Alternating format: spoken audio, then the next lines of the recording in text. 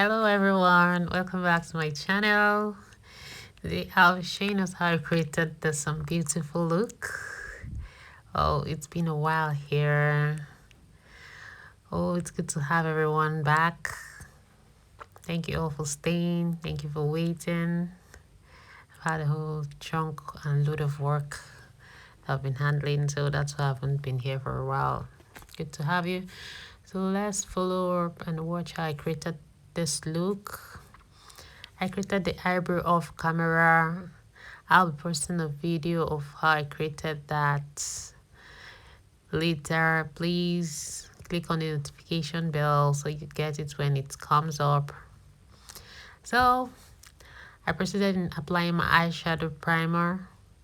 Before applying the eyeshadow, I'll just blend the eyeshadow primer so it doesn't break or cause harsh lines when my eyeshadow is being applied.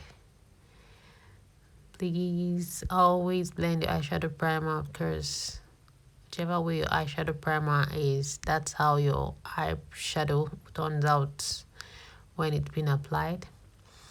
I've done the other eye off camera, so I'll just show you guys how I created how I applied on this other eyes. Please watch, it's exactly the same thing. So I am trying to make this video to be as short as possible, but even at that, it still turned out to be a bit lengthier, but it's fine and it's okay because we're just trying to achieve something. So I was done with the application of the first color, and now I'm just working the second color in around the crease area, and I'm trying to blend it into the skin around the crease area. So I'll just keep on blending until I get the look I want. So towards the inner eye corner, I use a bit of a lighter shade, that's a bit of brown color, and I added a bit of black to the crease just so it intensify the eyeshadow towards the end.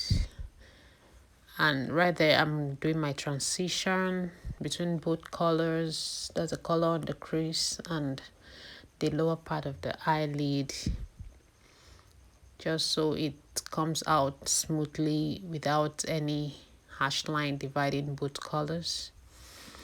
Right now I'll do my eyeliner. Align the upper eyelid so the eye is defined.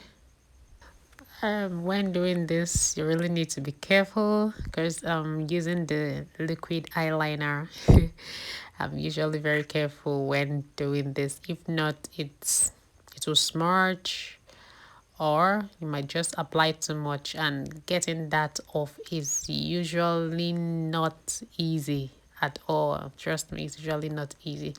So you really need to be careful.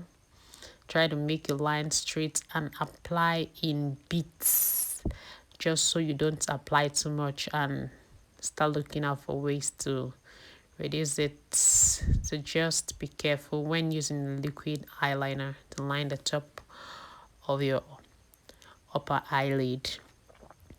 So just be careful.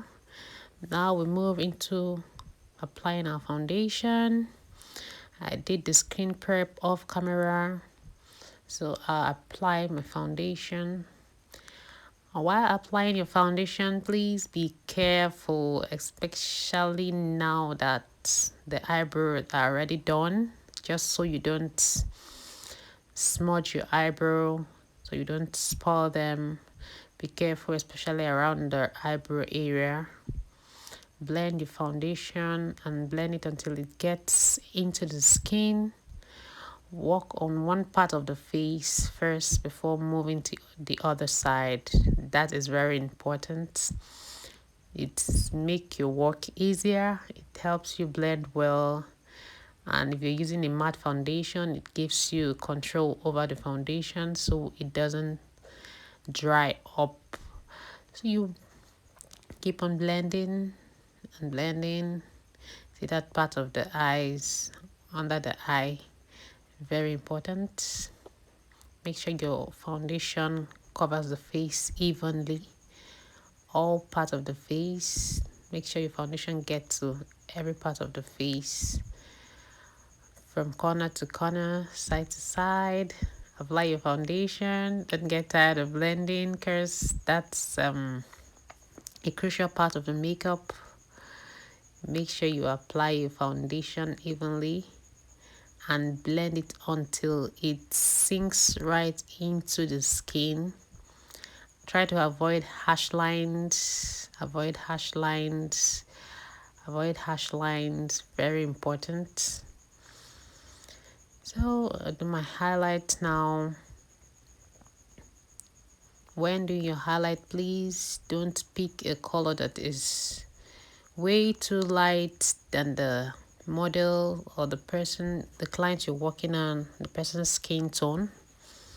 Try to get a shade that is closer to the person's skin tone, just one tone lighter, so it will be easier for you to blend and you don't do a highlight that is way too light, too highlighted from the person's skin. I mean, you don't want to create a makeup that is hollowed. I mean, a makeup that is lighter than the person's skin. That usually doesn't come out nice. So I applied my highlight on the T-zone, part of the face. That's the forehead, the nose bridge, the chin, and a cheek area. Please, at this point, you also need to be careful. Okay, same thing applied the contour, because I'm just working in my contour now. Try not to use a shade that is way too dark from the person's skin tone. Just one shade darker than the skin tone. That would just be fine. So I'll use my contour on the contour area of the cheek, the forehead, and the side of the nose bridge, just so her face shape is defined and it comes out nicely.